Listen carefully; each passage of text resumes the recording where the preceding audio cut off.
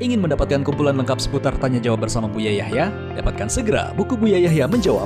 Berisikan kumpulan tanya jawab seputar problematika umat yang dikemas secara jelas, lugas, dan ringkas.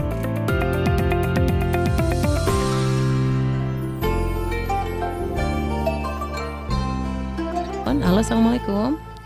Waalaikumsalam warahmatullahi wabarakatuh. Baik, dengan siapa di mana? Saya dari hamba Allah dari Kalimantan. Dengan hamba Allah di Kalimantan. Baik, kita bersolat terlebih dahulu. Allahumma sholli ala sayyidina Muhammad. Allahumma sholli wa sallim barik alaihi wa sallam. Baik, silakan langsung bertanya kepada Buya.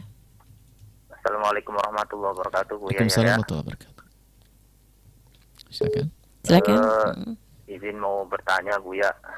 Jadi begini, di zaman ini ya, seperti yang di dalam kita menuntut ilmu itu kan sering dibahas dalam kitab, misalnya kitab Ta'limut Ta'lim dan sebagainya, itu bagaimana cara kita itu memilih guru gitu ya. Jadi harus ada ini syarat-syaratnya, ini guru yang harus kita ambil ilmunya tuh begini gitu. Nah, untuk di zaman ini kok kayaknya kan untuk mencari guru dengan karakter seperti itu, kadang mungkin kan kita kesusahan Buya ya.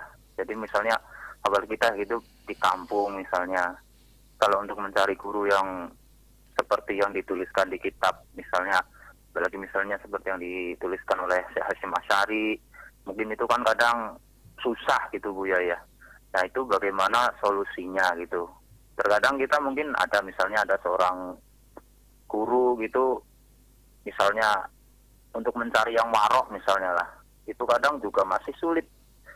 Lagi di zaman-zaman ini kadang ada yang katanya dia ustadz, tapi ketika kita mau belajar, tapi sering kita mendengar misalnya dia terang-terangan kadang misalnya ingin memilih calon apa gitu pun dia mengatakan sendiri bahwasanya pilihlah yang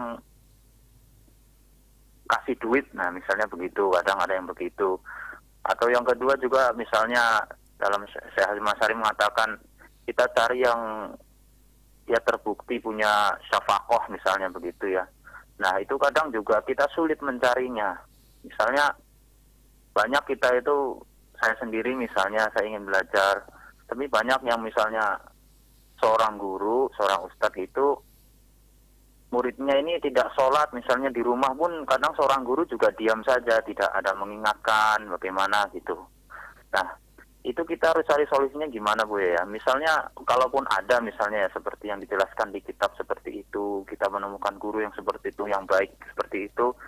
Kalaupun ada mungkin di zaman ini misalnya dari pondok pesantren mana, tentunya biasanya punya keterbatasan menerima santri berapa. Sedangkan kita di Indonesia ini khususnya umat muslimnya itu sangat banyak sekali gitu.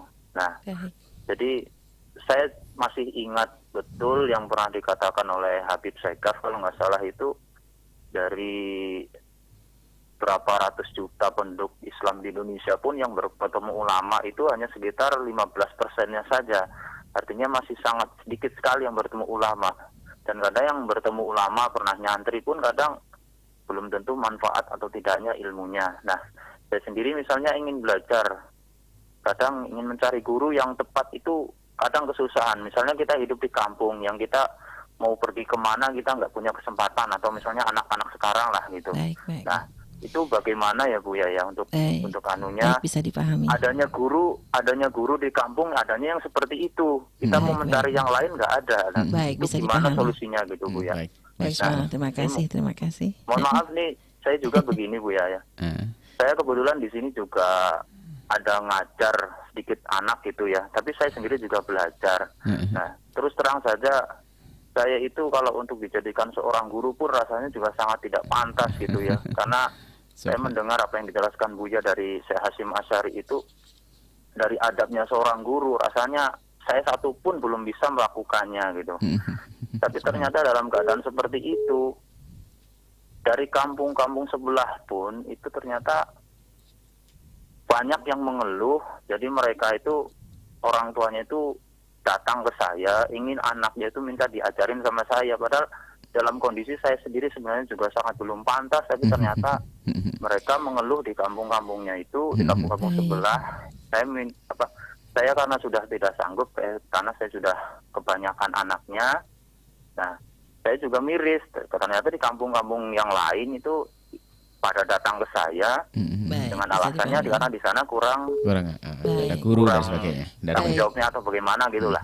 Nah, itu bagaimana solusinya untuk Baik, kita, terima Buya? kasih, terima Semoga Allah kasih. selalu merahmati Buya. Amin, amin, Amin, amin. amin, amin. Waalaikumsalam. Waalaikumsalam warahmatullahi wabarakatuh. Baik, saya jawab dari yang belakang karena lebih tepat, karena Anda sudah dipilih oleh Allah untuk menjadi seorang guru, biarpun Anda sendiri merasa tidak pantas menjadi guru.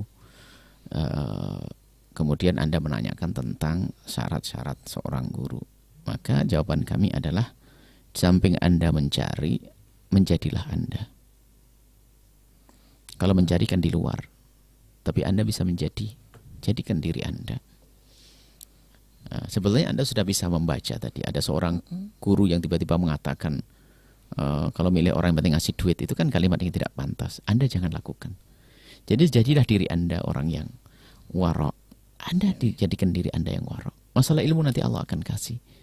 Selagi itu haram apalagi atau abu-abu, jangan diambil. Jadilah Anda seperti itu. Kemudian juga akhlak yang mulia harus Anda bangun dalam diri Anda. Karena apa? Orang sudah mulai senang kepada Anda, menitipkan putra-putrinya kepada Anda. Yang penting ada. Kemudian jangan hubud dunia. Karena kalau cinta dunia ini, masya Allah, sumber malapetaka di situ. Kalau sudah orang hubud dunia, lihat orang kaya saya sudah miring itu cara berjalannya, sudah berbeda. Melihat pejabat menjadi berubah. Nah, Anda jadi orang yang berwibawa. Nah, kuncinya itu juga sederhana. Anda tidak hubud dunia, biasakan dengan hidup sederhana. Jangan sampai menjadi seorang ustadz itu hanya berbangga dengan merek jam, merek handphone, merek motor, merek mobil, rumah megah. Hindari itu semuanya. Nanti pada akhirnya Anda menjadi orang yang Anda sebut tadi. Sementara Anda mencari, bisa saja itu ada pada diri Anda. Jadi mulai dari Anda. Karena saya mendengar, saya motivasi Anda. Karena orang pada nitik, terima saja. Kalau nanti ternyata Anda mampu mengajarnya, boleh kita kerjasama, saya kirim guru atau bagaimana. Karena Anda punya bakat situ. Anda tinggal itu akhlak. Dan akhlak itu benar karena Allah. Urusan dengan tetangga yang baik, urusan dengan lawan jenis Anda jaga. Selagi itu sudah Anda tidak usah cari orang lain dulu. Ya, ya. Baru kalau kepada orang lain kita husnudzon, nggak boleh kita selalu prasangka pada wah ini guru nggak benar, nggak ada yang sempurna. Kalau kita mencari kesalahan orang selalu ada. Bahkan kalau kita mencari guru yang tidak salah sampai mati nggak akan punya guru. Nah, bagaimana? Nah, ini selesai untuk Anda. Jadi tetap Anda berjuang. Untuk tetangga jika ngirim santri kepada Anda terima, tapi Anda bersemangat untuk ini. Tapi kuncinya tadi tidak ada hubud dunia. Jauhi daripada hubud dunia, cita dunia. Jangan bangga dengan urusan merek itu, kemudian juga biasakan dengan sederhana. Jangan gengsi dengan sederhana. Makan apa adanya seperti yang dimakan. Nah, karena sebab kehancuran kita ini adalah kayak itu tren gaya hidupnya orang, kesombongan yang disuburkan itu. Kalau setelah itu Anda istimewa. Anda menjadi orang kaya hati. Anda tidak akan minder duduk dengan orang kaya, tidak akan merasa kecil duduk dengan pejabat besar. Anda besar karena Allah Subhanahu wa taala. Oh, hebat ini seorang guru seperti itu. Nah itu, biarpun kelihatannya Anda kecil ilmu sedikit, Anda bisa didatangi oleh orang yang ilmunya banyak lalu mengajar di tempat Anda. Dan kita menemukan orang seperti itu. Kita menemukan gharib, aneh, orang ini secara ilmu tidak banyak, tapi kenapa kok tiba-tiba muridnya banyak dan sebagainya? Ketulusan hatinya. Karena dia tulus, ikhlas, tidak tampak darinya hubud dunia, Allah akan kirim orang alim yang di sekitarnya untuk mengajar di pondoknya. Tentunya tidak akan kami sebut orang ini, sebab kalau kami sebut Anda tahu kalau dia tidak alim. Dia tidak alim, tapi punya pondok besar. Tapi hatinya baik sama orang baik. Dan luar biasa, tidak hubud dunia. Itu. Lalu murabbi itu. Ilmunya Allah akan beri. Buktinya apa? Di kiri kanannya orang alim. Baik, itu secara individu. Kemudian sekarang kalau ingin berguru, menyemondokkan santri dan sebagainya, mungkin Anda tidak bisa melihat satu orang per orang. Lagi-lagi orang tidak sempurna. Tapi mungkin secara umum lah. Atau sering yang kita sebut dengan istilah manhajiyah. Misalnya Anda menyebut Habib Anak Segaf misalnya. Kebetulan pondok beliau adalah kami belajar di sana. Ini sebagai contoh saya sambungkan. Pondok yang lain banyak yang hebat-hebat juga. Cuman kami contohkan di Bangil. Itu ada manhajiyah. Ada aturan. Ada ini. Dari situlah kita melihat peraturannya kayak apa sih. Kalau pondoknya bebas, misalnya, wah pondoknya nggak ada aturan, makan HP bebas, televisi bebas, keluar bebas, berarti harus jadi pertimbangan Anda. Oh, di Pondok Bangil ini dia di Habibana Segaf ini ternyata di situ ada peraturan. Wah, ini yang perlu saya cari. Itu Anda bisa melihatnya dari sisi manhajiyah atau peraturan-peraturan yang ada di dalamnya. Seperti itu. Itu caranya. Nah, kalau Anda tidak melihat, ya, cara melihatnya bagaimana? Ya jangan cara seperti itu. Benar, termasuk Anda. Anda ini akan menjadi seorang ustadz dan insya Allah akan jadi ustadz besar. Anda sudah jadi ustadz masih ingin belajar. Tiba-tiba Anda kan punya pondok dari 5 orang, 10 orang. Ada peraturan kan di situ. Nah, peraturan kan sesuai dengan pengalaman Anda. Nggak boleh ini, nggak boleh itu, terus berkembang. Nah, inilah. Jadi orang melihat Anda tidak melihat sujud ruku Anda, bagaimana Anda menghadirkan pemikiran Anda, hati Anda dalam bentuk peraturan manhajiyah. Seperti di Bangil, Masya Allah, pondok yang luar biasa, besar dan telah mengeluarkan tokoh-tokoh atau ulama-ulama yang Masya Allah. Termasuk ya Habibana Segaf adalah putra daripada guru mulia Abu Habib Hasan Baharul. Lihat, putra-putra beliau alim-alim semuanya, kan begitu. Dan murid-murid beliau. Dan banyak pondok-pondok yang lain yang seperti itu, hebat-hebat. Cuman kami sebagai contoh karena kebetulan Anda menyebut nama Habibana Segaf misalnya. Jadi manhajiyahnya, peraturan di pondoknya itu yang perlu kita perhatikan, karena dengan peraturan anak kita akan hidup.